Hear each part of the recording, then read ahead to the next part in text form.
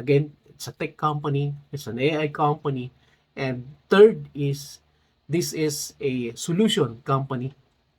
Solution because of kung ano yung mga nawawala o mga missing link o yung mga dapat meron sa ibang company outside ay dito nagkaroon.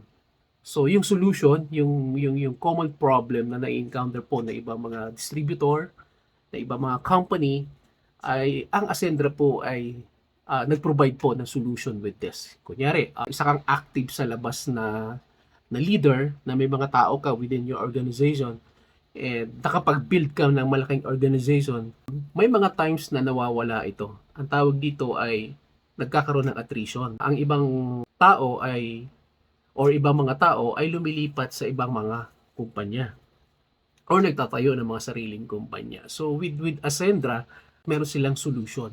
Kaya solution company po ito. So yun yung pangatlo. Pang-apat, structured po yung learning dito ng mga tao. So meaning, kung ano lang po yung nababagay pa sa mga tao na bago sa Ascendra, dun lang muna sila, hindi sila basta-basta bibigyan ng mga skills or knowledge na overloaded na hindi naman nila magagamit pa.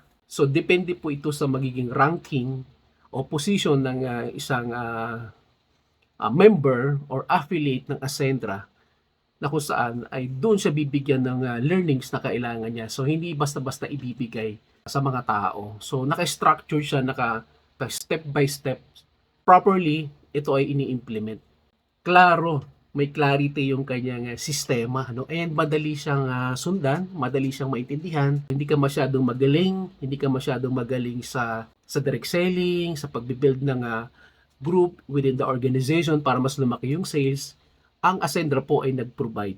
Meron pong ituturo at tinuturo si Ascendra. Kaya, as you can observe, ang bilis po ng growth ng Ascendra. So, 1-month-old company pa lang, mahigit, going to 2 months, ganun na kaagad yung kanyang growth na nakikita, no?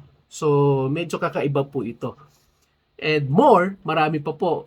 See you with the next video kung ano pa ang meron sa Ascendra, ano yung kakaiba ng Ascendra with other company outside. See you with the next video.